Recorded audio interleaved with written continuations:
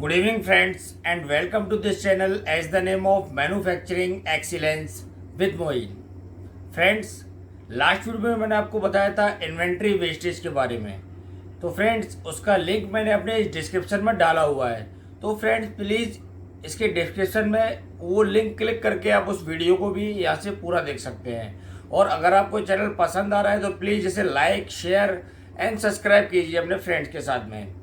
तो फ्रेंड्स, आज मैं आपको बताने जा रहा हूँ 8वां और इस सीरीज का आखिरी वीडियो, जिसका नाम है स्किल वेस्टेज या टैलेंट वेस्टेज, जो कि 8 टाइप की जो लीन मैन्युफैक्चरिंग वेस्ट होते हैं उसका एक पार्ट होता है।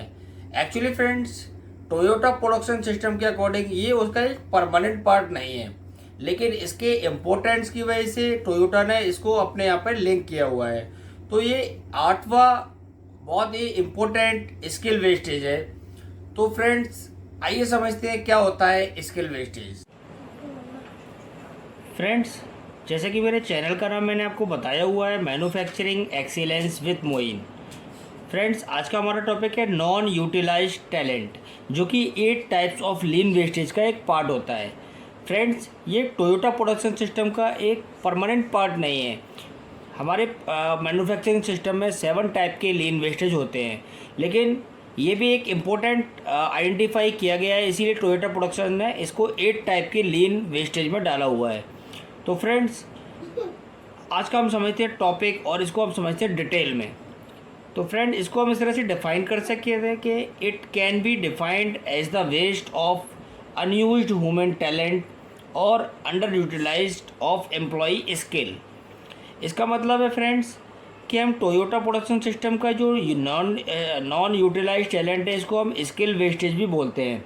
फ्रेंड्स, अगर हम किसी स्किल को या किसी अच्छे ऑपरेटर की स्किल को उसके अकॉर्डिंग हम यूज नहीं कर रहे हैं, या उसको हम उसके अकॉर्डिंग काम नहीं दे रहे हैं, या उससे हम डिजायर्ड आउटपुट नहीं ले रहे हैं, यानी कि उसको अंडर यूटिलाइज कर रहे हैं, तो फ्रेंड इस तरह का वेस्टेज हमारा स्किल वेस्टेज या नॉन यूटिलाइज टैलेंट कहलाता है। एक्चुअली फ्रेंड्स, क्या है कि अगर हम अपने किसी ऑपरेटर को या किसी वर्कर को, अगर हम उसकी एजुकेशन से कम या फिर उसकी स्किल से कम अगर काम दे रहे हैं, या फिर वो बहुत ज़्यादा अच्छा काम कर सकता है या दूसरे ऑपरेशन पे या मल्टी स्किल्ड है, और जो हम उससे काम ले रहे हैं उससे भी ज़्यादा अगर उसके अंदर स्किल्स है, तो वो अपने डिफेक्ट्स को बहुत जल्दी एज्यूम कर लेगा और उस पर प्रोएक्टिव अप्रोच करके उसको सही करके हमारे लॉस को बचा लेगा।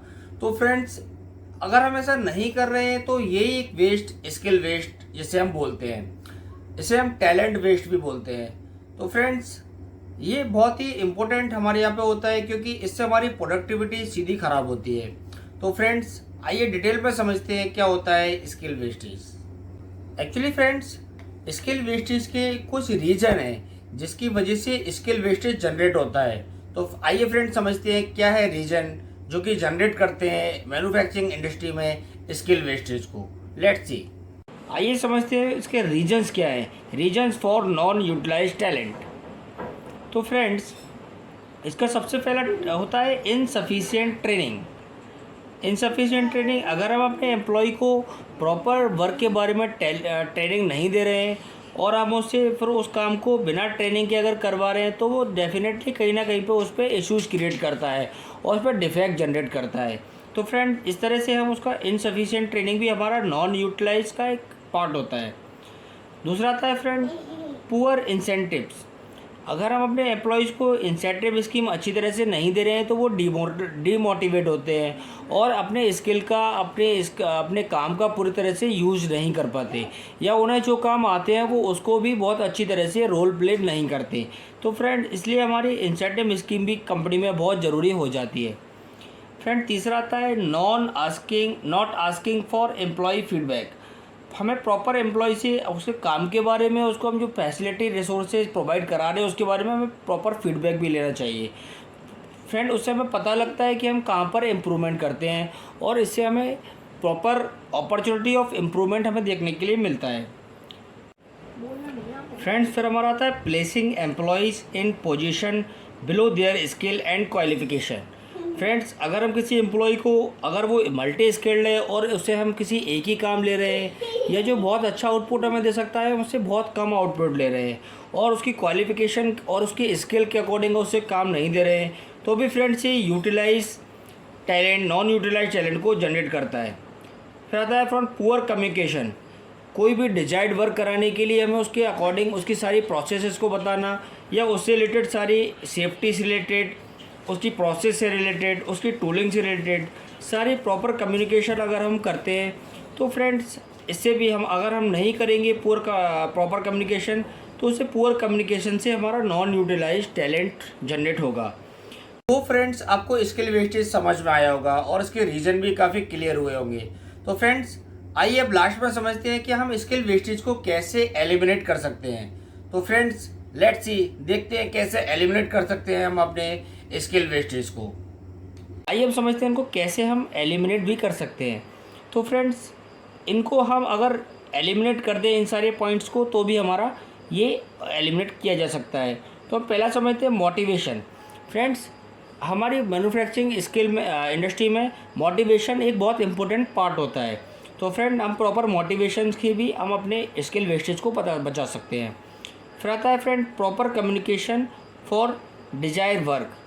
हम अपने वर्क जो हमें चाहिए उसके लिए हम पूरी प्रोसेस का, रिलेटेड सेफ्टी का या रिलेटेड टूलिंग्स का हम प्रॉपर अगर हम उसको कम्युनिकेशन करते हैं, तो फ्रेंड्स ये भी हमारे स्किल वेस्टेज को एलिमिनेट करता है।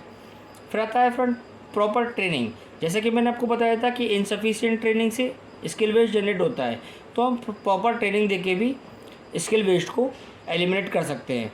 और लास्ट आता है फ्रेंड इंसेंटिव स्कीम। ये हमारा एम्प्लॉयज़ को मोटिवेशन करने का एक बहुत अच्छा तरीका होता है। अगर हम अच्छे इंसेंटिव स्कीम्स लगाते हैं तो फ्रेंड्स इससे भी हमारा स्किल वेस्टेज एलिमिनेट होता है। तो फ्रेंड्स, ये था हमारा important topic, non utilise talent. तो ये था friend skill wastage. I hope आपको ये बहुत ही क्लियरली समझ में आया होगा। तो फ्रेंड्स, इसे लाइक, शेयर एंड सब्सक्राइब कीजिए अपने फ्रेंड्स के साथ में और देखते रहिए manufacturing excellence with Moin. Thank you.